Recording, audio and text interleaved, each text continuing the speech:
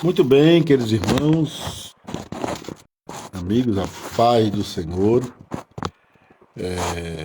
Estamos fazendo a primeira live do ano de 2023. O horário estaria marcado para as 18h40, mas houve um contratempo. Por esse motivo, estamos começando agora este horário. Vou convidar aqui algumas pessoas, né, para assistir a nossa live, caso queira, né? Só um momento aqui que a gente vai convidar algumas pessoas, em nome de Jesus. Glória a Deus. Vejamos aqui se nós conseguiremos algumas pessoas que interessar nos ouvir. Vamos lá. Glória a Deus.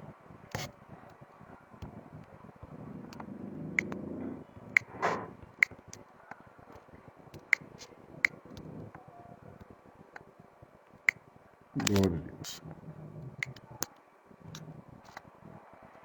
Muito bem, queridos irmãos, eu estava aqui um pouquinho com algumas pessoas. A irmã Aldineide Xavier. Pai do Senhor, irmão Aldineide, Deus abençoe sua vida, a vida do seu esposo, nosso irmão, a sua família. Obrigado pela preferência de nos ouvir, a paciência, né? Não sei, acredito que vocês estão me ouvindo bem. Glória a Deus.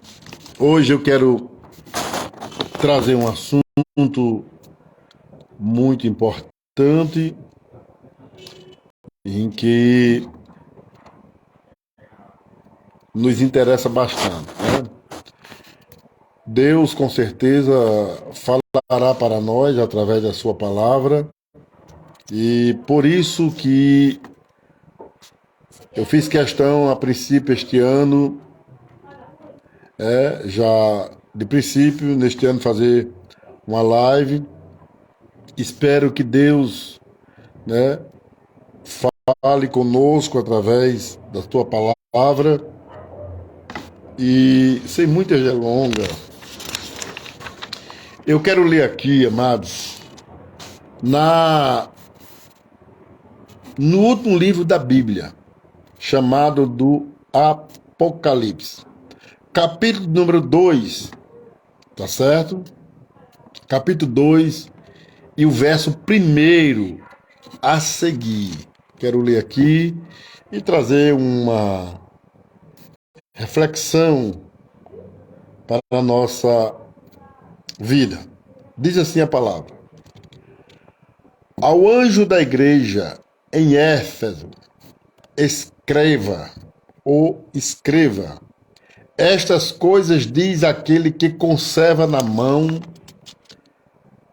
direita as 7 estrelas e que anda nos 7 castiçais, o candelabro de ouro.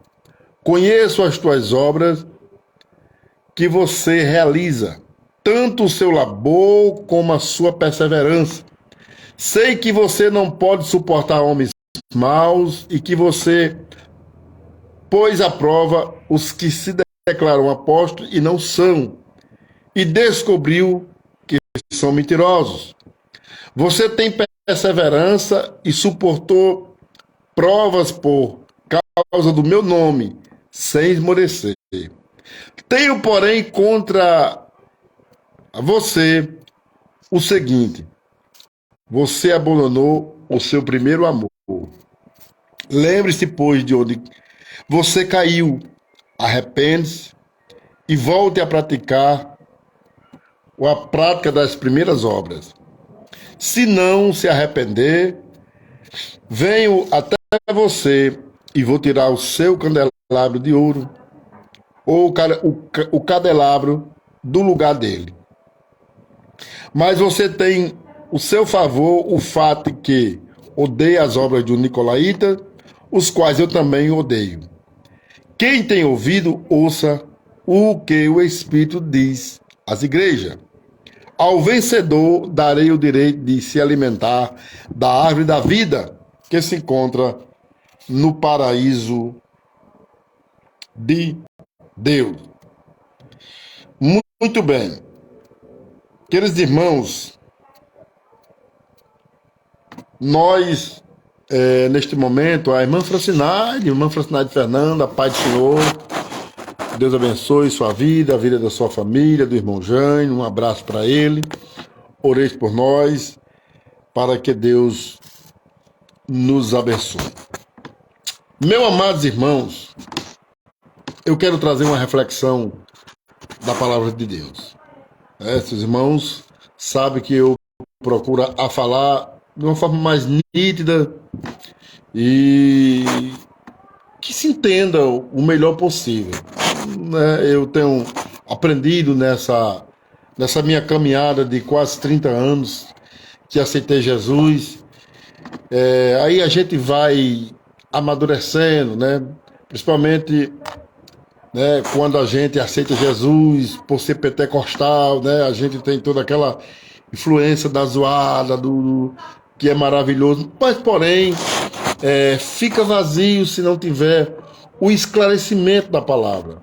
E o esclarecimento da palavra, ela é feita de uma forma que as pessoas consigam ouvir de forma clara e que dá uma possibilidade de entender melhor. Amém. Então, é muito importante. Eu quero, amados irmãos, relatar um pouco sobre essa igreja. Essa igreja, ela existia nos tempos de Paulo. E também no tempo da revelação, que a palavra Apocalipse quer dizer revelação, foi o dia que João, não foi João Batista, João Evangelista, ele foi preso uma ilha chamada Patmos, onde, segundo a história, essa ilha só era preso homens considerados pelo Império Romano homens de alta periculosidade. Então João foi considerado pelo Império Romano um homem de altíssima periculosidade e deveria ser exilado na ilha de Patmos, quando na verdade, à luz da história, João Evangelista era um homem pregoeiro da palavra, o pregoeiro da justiça. E por não, os homens que não temem a Deus, que são perversos, que são maldosos, ele não consegue suportar ouvir a palavra. Ele não consegue. Eles ficam indignados, irados. Por quê? Porque a palavra de Deus, por não achar lugar no coração dessas pessoas, seja homem ou mulher, não importa se ele é pobre, rico, preto, branco, moreno, isso não importa. Não, quando não a palavra de Deus não consegue achar lugar no coração dessas pessoas, essas pessoas ficam irritadas ou irritados. Por quê? Porque ele sente dentro do ímpio, mesmo não querendo confessar para nós, ele se sente condenados. Ele se sente. E por eles se sentirem condenados pela palavra, por não querer crer no contexto do obedecer, o que é que vai acontecer? Eles vão ficar revoltados, porque a palavra está condenando os seus atos, tá certo? Glória seja dada ao nome de Jesus. Então, quando ele se sente condenado pelos atos que eles praticam, que a Bíblia está apontando, ou mostrando a eles, o que é que eles fazem? Eles ficam irritados, eles não interessam, eles não querem saber. Irmão Francisco Soares, a paz do Senhor, meu amado, Deus abençoe, viu? Deus abençoe a sua vida. Deus abençoe. Então, meu amado, eles ficam insuportáveis. Então, como eles têm, né, evidente, permitido por Deus, como eles têm o poder humano, o poder de fogo, o poder jurídico, o poder aqui na terra, que é uma permissão divina, e Deus permite isso, evidentemente, o que acontece? Eles, o que puder fazer para calar, né, a palavra, eles vão fazer. Eles prendem, se for preciso, eles executam. O que eles não querem ouvir é um desconforto que causa nos seus ouvidos, porque eles vivem distanciados de Deus, no prazer do pecado, em nome do poder, da corrupção, da prostituição, e aí sucessivamente. O que acontece? Eles não suportam, eles não conseguem suportar. E o pior é que eles se sentem com isso, né? Mas eles não querem ser regidos pela palavra. E por esse motivo, evidentemente, com o poder em mão, tomam umas providências. Foi o que aconteceu com João Evangelista. Ele disse que foi preso por causa da palavra. João não foi preso porque brigou, porque arengou, porque assaltou, porque prostituiu, porque... Não, porque violou alguma lei à luz da palavra. Não, João foi preso porque apregoava o Evangelho. Falava do amor de Cristo, né? E Jesus trazia um incômodo tremendo a esses homens perversos, voltado à corrupção e à malignidade. Então isso não fazia bem. Então, mas João sendo preso na ilha de Patmos, né, considerado um lugar para homens de alta periculosidade, o que aconteceu, né? Deus não abandonou João.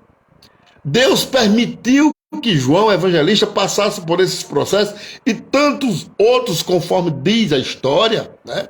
Alguns até foi morto, né? Foi morto, né? Como homens que faziam missões, né? Como pastor da igreja de Esmirna foi executado, mas quis Cristo que João vivesse. Isso não quer dizer que aquele que foi decapitado por amor a Cristo não foi salvo, mas Deus tem os seus propósitos diferentes para cada um, que nós temos que compreender. E é bom, irmãos, abrindo um parente, que saibamos de uma coisa: a gente que prega e a gente que está ouvindo a palavra, devemos ter um máximo de cuidado com textos, né? Experiências, que muitas vezes a experiência de alguém não é a mesma da gente. Deus trabalha com nós de formas diferentes, às vezes até parecida, mas não é a mesma coisa. Até porque cada um somos um indivíduo. Nós somos individual, né? Somos individuais, né? Então, o propósito que Deus tem para você, né, em termos do seu trabalhar na nossa vida, né, em planos, às vezes pode até se parecer com o seu, mas não é o mesmo, né? Porque você é diferente de mim, né? Por exemplo, Deus trabalhou com Jó com uma prova que para mim era insuportável, né? Mas Deus trabalhou, permitiu que Satanás até cirandasse com Jó, porém a sua alma não era permitido que ele a tocasse, mas permitiu que Jó tirasse as riquezas, ferisse a família, ou desculpe, que Satanás ferisse a família de Jó, a sua saúde, a sua riqueza, apartasse os seus amigos dele, que Jó perdesse tudo. Mas não foi assim com Pedro. Deus tinha planos para Pedro, mas foi totalmente diferente. Jesus disse a Pedro: eu orei ao meu Pai, porque Satanás pediu para cirandar contigo, mas você não tem capacidade para isso, Pedro. Mas não quer dizer que Deus não tinha planos para Pedro. Pedro foi pastor de igreja. Então, veja a importância de nós entendermos. Às vezes, Edson do Vidros, né? Deus abençoe, meu irmão, a sua vida, viu? Um abraço. Então, às vezes nós chegamos num público e dizemos: se você for fiel, Deus vai fazer assim. Tenha calma, né? A gente precisa ter muito cuidado no contexto como estamos passando ou repassando para as pessoas, né? João Evangelista foi fiel. Também Policarpo, que era o pastor da igreja de Esmirna, segundo a história, também era fiel, até porque o próprio Cristo chama ele da minha fiel testemunha. Mas Jesus permitiu que Policarpo fosse executado, mas não permitiu que João fosse executado. É isso que nós temos que compreender. Todos os dois eram salvos, porém, Cristo tinha propósitos diferentes para cada um. Meu amigo Thales Henrique, um abraço, meu amigo, Deus abençoe sua vida, viu? Um abraço. Então, o que é que nós temos que compreender? É necessário que nós compreendamos isso, porque muitas vezes, quando nós estamos na igreja, ouvindo a palavra, e muitas vezes, né, a gente crê, mas às vezes Deus não trabalha daquela forma que nós estamos querendo. O que acontece? Desanimamos. Deus me abandonou. Por que Deus fez na vida de irmão fulano e não fez na minha? Então a gente consegue entrar em um parafuso de confusão. Esse é o fato, né? É o fato real da coisa. A gente precisa entender uma coisa, é que Deus está conosco, independente que Ele trabalhe comigo de um jeito ou com você do outro. O importante é que Ele está na nossa história. É isso que nós temos que crer, é saber que Deus está na nossa história. Isso é que é importante. Não importa se eu vou pela esquerda, né, e você vai pela direita. Se ambos estão com o mesmo Deus guiando em ambas as estradas. O importante é que Ele seja o guia nas nossas estradas. Então, amados, veja que coisa importante, né? Então, João Evangelista, ele foi arrebatado no Espírito, ele chama no dia do Senhor, né? Outra coisa, João tinha uma promessa de não morrer até que Jesus viesse a ele. Lembra daquela conversa de Pedro, que perguntou sobre João Batista? E ele, não, ele não.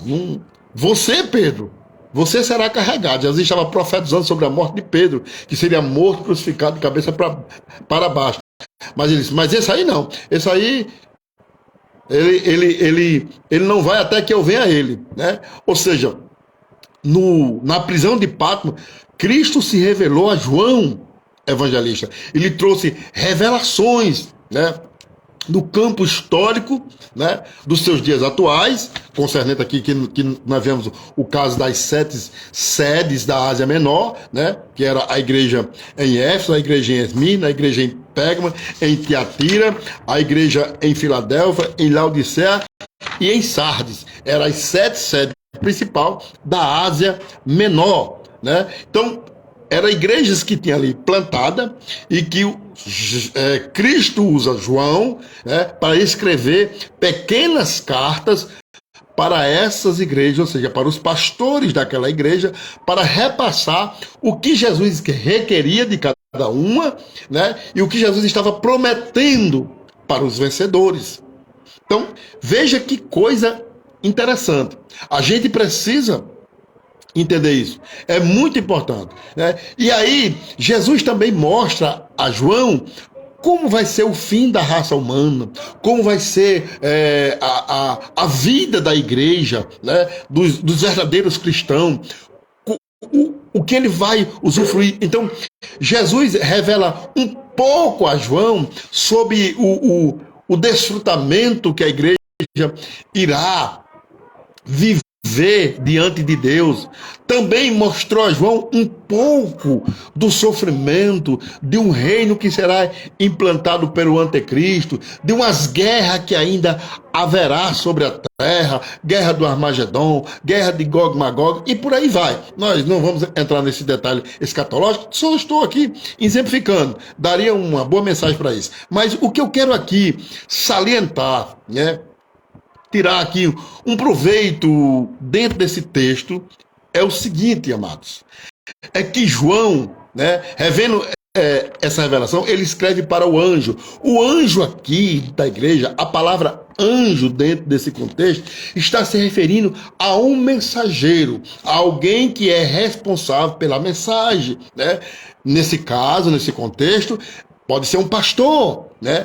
É um pastor de igreja que cuida da igreja, que é responsável pelas mensagens, né, para doutrinar a igreja, né? Então ele é responsável para pregar e assim sucessivamente. Então, os mensageiros, nesse sentido, é justamente um pastor ou anjo aqui, como você queira entender, que a palavra anjo quer dizer mensageiro. Isso que quer dizer a palavra anjo, mensageiro, tá certo? Então, ele escreve para a igreja de Éfeso, a ordem, e Cristo dá um detalhe que está no meio, naquele momento, dentro do contexto geográfico, né, da Ásia Menor. Cristo diz que está no meio dos 7 castiçais, né? Os 7 castiçais, que é, né? Os 7 castiçais de ouro, que é a igreja. As 7 está lá dentro, está observando tudo. Ou seja, amados, muitas vezes nós nos precipitamos. Mas deixa eu dizer uma coisa, se existe alguém para nós comunicar, né? Como diz o nordestino, enredar, nada melhor do que a Deus, né? Porque ele conhece todas as coisas. Ele sabe de tudo. E ele visita cada ser humano, cada igreja. E ele diz que anda no meio dos 7 castiçais. Ele estava falando para João que ele andava no meio das 7 igrejas, ou seja, ele vê tudo num contexto mais profundo, ele vê tudo, ele sabe de tudo, né? Andar, passear, são expressões humanas para que as pessoas saibam da presença de Deus real, né? Irmão Gilvan, meu pastor, Pai do Senhor, Deus abençoe. Então, o que é que Jesus diz para João? João escreve à igreja de Éfeso, porque Paulo já tinha escrevido uma carta para a igreja de Éfeso, com 6 capítulos. Paulo escreve uma carta aos Éfesos com 6 capítulos, né? E parece que a igreja de Éfeso era uma igreja muito trabalhosa também, até porque habitava em uma cidade muito idólatra, né? E depois, Jesus pede para João escrever alguns versículos para a igreja de Éfeso, mas com uma palavra muito nítida, né? Esperançosa, porém com uma palavra muito real, né? A dureza, muito dura a palavra, né? Muito dura. E também, repito, com promessas. O que acontece? E João escreve para a igreja de Éfeso. Evidentemente que essas igrejas mãe, elas iriam repassar para as demais congregações, né? Mas essa carta precisava chegar na igreja mãe, no anjo, né? Da igreja mãe, no mensageiro, que era o pastor da igreja, né? E o Senhor mostra as qualidades da igreja. Ela tinha suas qualidades, disso não se resta dúvida, né? Não suportava a doutrina dos nicolaítas, não aceitava muita falsidade, né? De pessoas que se declaravam que era apóstolo, mas não era apóstolo. Eles eram contra isso. Mas Jesus disse, mas eu tenho uma coisa contra vocês, é que caiu do primeiro amor. Vocês caiu do primeiro amor. E é isso que uma coisa muito importante que nós devemos vigiar. O que é cair do primeiro amor? Bom, nós podemos aqui usar com muito cuidado a hermenêutica de que quando a gente cai, o que é cair do primeiro amor? Bom, se nós usarmos a exegese, né? A exegese, nós vamos entender que o primeiro amor na nossa vida deve ser Deus. Deus deve ser o primeiro amor. Nós não podemos viver no automático, não podemos sair desse primeiro amor. O primeiro amor é Deus, isso é um mandamento dito pelo próprio Deus. Amarás ao teu Deus, disse Jesus, de todo o teu coração, de toda a tua alma, com toda a sua força. Ele é o primeiro na nossa vida. E aí, quando Deus vê em nós que o primeiro amor, né? O primeiro amor vai saindo da nossa vida. Mas, imagine, será que é isso? Vamos para frente, que a gente vai entender melhor. Se não é, quando é o primeiro amor, né? Quando Deus é o primeiro amor, porque tudo das coisas de Deus nos interessa. É o primeiro amor que faz isso. Ele deve ser o primeiro amor na nossa vida, porque tudo que é de Deus, nos interessa. Tudo que é de Deus, para Deus e com Deus, deve ser do nosso interesse. Desculpe. Então, o que é que nós temos que compreender isso? Quando nós caímos do primeiro amor, é porque já as coisas que são de Deus, em sua maioria, já não nos interessa mais, né? Estamos ali, né, de plantidão, com aparência muito boa, porém, simplesmente uma pessoa religiosa, né? Tem um amor, muitas vezes, repartido, né? Até hoje eu fico me perguntando, né? Mas faço o meu ponto de vista, né? Por que Abraão pediu Isaac? Desculpa, por que Deus pediu Isaac a Abraão? Né? Às vezes eu tenho um ponto de vista que pode não ser. Pode não ser. Será que Abraão estava mais querendo se ligar a Isaac do que a Deus? E aí, quando nós fazemos isso, queremos se ligar mais a alguém, ou mais alguma coisa, ou seja, outra coisa que não for Deus, isso é um princípio de uma queda do primeiro amor. Isso é um princípio de uma queda do primeiro amor. Jesus, em seus ensinamentos, ele diz: aquele que não deixar amor de pai, amor de mãe, amor de irmão, por amor de mim, olha, não é o meu discípulo. Né? Se nós traduzir para a nossa linguagem de português, nós vamos dizer assim: não diga que aprendeu nada comigo, porque eu não estou ensinando isso a vocês. Meu amigo Andrade Leite, lá de Viçosa, Deus abençoe você e sua família, meu amigo. Tudo de bom, viu? Então, Jesus, é como se Jesus, se nós retornamos, traduzindo na nossa língua, sem desprezar o original, né? É como se Jesus estivesse dizendo: você não diga que aprendeu nada comigo, que a palavra discípulo é aquele que aprende, né? Que aprende com o mestre. Jesus diz: você não diga que é o meu discípulo, não diga que aprendeu isso comigo, porque se vocês não amar mais a Deus, né, do que o pai, do que a mãe, do que qualquer coisa, por favor, vocês não digam que é meu discípulo. Olha onde Jesus nos encosta, onde Jesus nos deixa. Por quê? Amados, eu sempre tenho pregado isso e vou pregar, porque está na Bíblia. Sempre vou relembrar, quantas vezes for, seja em púlpito, seja nas ruas, seja aonde for, em live, seja onde for. Nós não somos o que falamos, nós somos o que fazemos. Foi Jesus quem disse: nem todos que me dizem Senhor, Senhor, entrará no reino de Deus, mas aqueles que fazem a vontade do Pai. Preste atenção, meu amigo Wilson Matias, um abraço, Deus te abençoe, viu? Deus te abençoe, você e sua família. Boa noite, meu amigo. Então nós temos que compreender, observe, Jesus coloca o ser humano sem nenhuma desculpa. O ser humano não terá desculpa diante de Deus. E é isso que me faz temer. É isso que me faz permanecer em Cristo. Buscando, porque não tem como eu, de forma nenhuma, achar nenhuma brecha para dizer assim: eu não quero ser mais crente. Não existe brecha.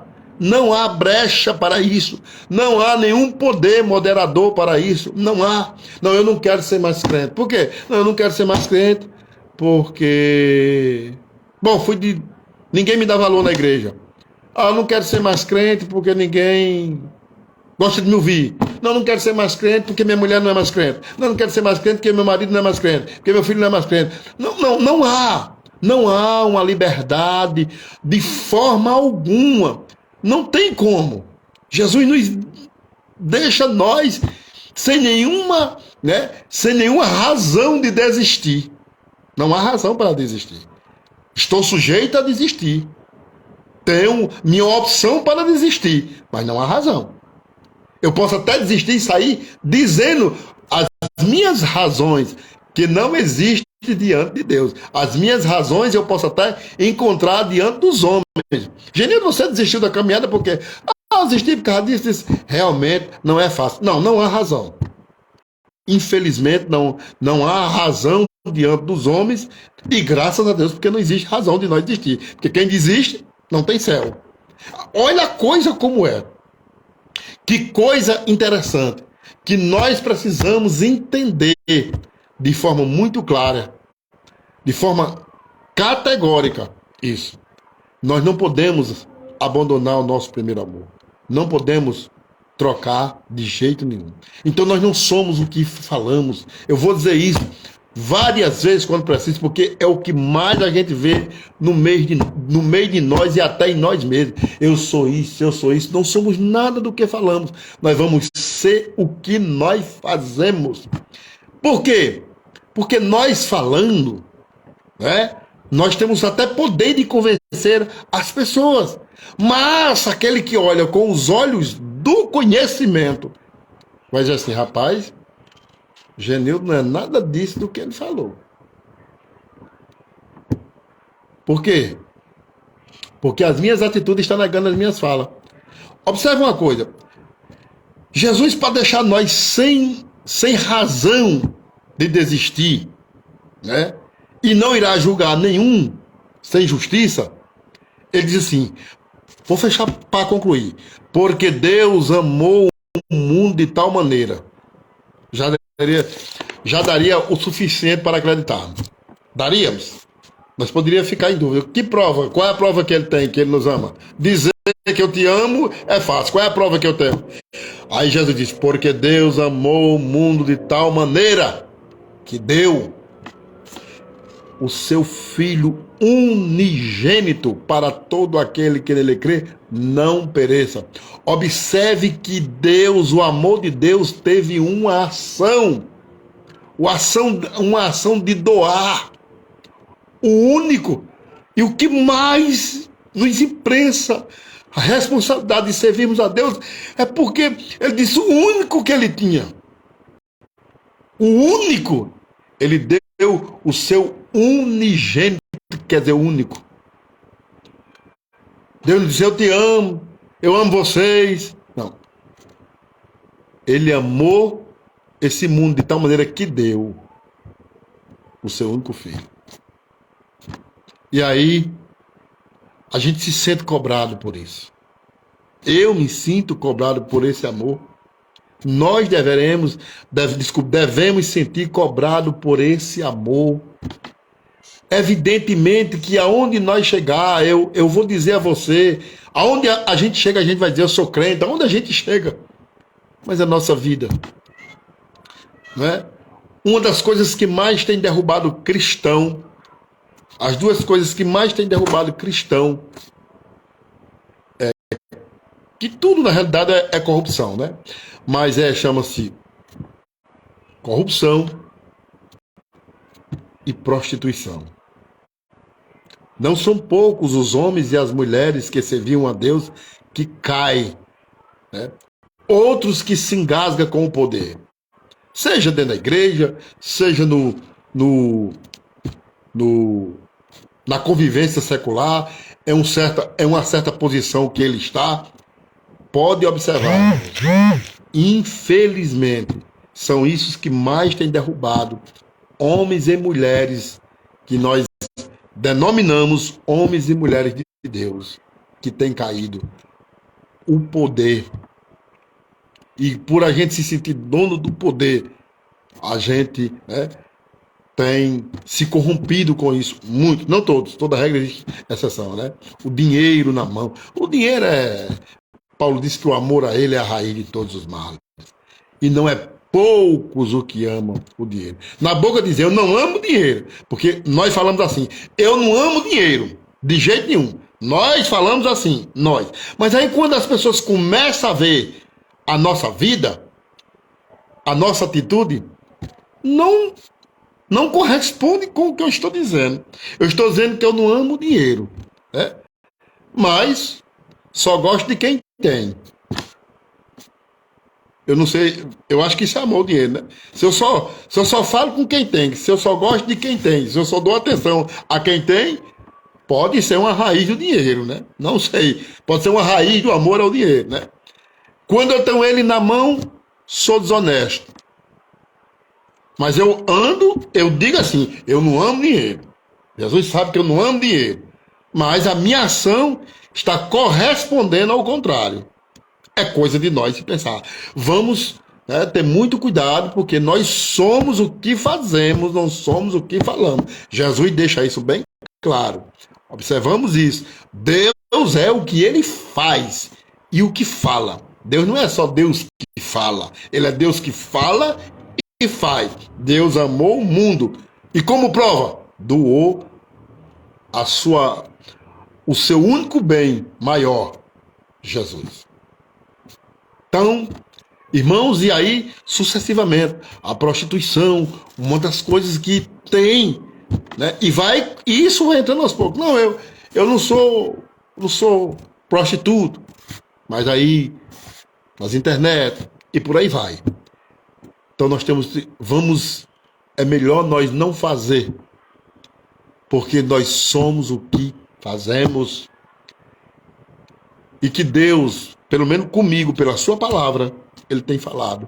Eu espero que ele continue falando conosco. Vamos estar preparados, porque Jesus está voltando. E Jesus não vem buscar minha amiga Vilani. Boa noite. Deus abençoe sua vida, viu? A vida da sua família, nosso amigo Ridardo. Deus abençoe, viu? Então, Cristo não vem buscar quem está na posição, não, irmão. Cristo vem buscar quem é santo. O que é ser santo, né? Eu respeito aqui os que pensam outra forma de ser santo. Eu quero respeitar. Agora eu tenho que dizer à luz da Bíblia o que é ser santo. Ser santo é ser separado. Separado. Ou seja, alguém que está separado. Separado. Eu estava lendo aqui, né? Uma coisa vai puxando outra. Paulo escrevendo aos Romanos, capítulo 12, né? Versículo 1 a seguir, ele diz que nós não devemos se conformar com o modelo desse mundo. E aí, se nós formos avistar, tanta gente conformada, né? Muito, né, conformado com o modelo do mundo, com o sistema do mundo, com o sistema de muitas coisas, né? Irmãos, o sistema do vestir, o sistema do viver, né? E defende aquilo com unhas e dentes, mas é com Jesus, isso aí não é comigo, né? Então, mas nós devemos ter muito cuidado.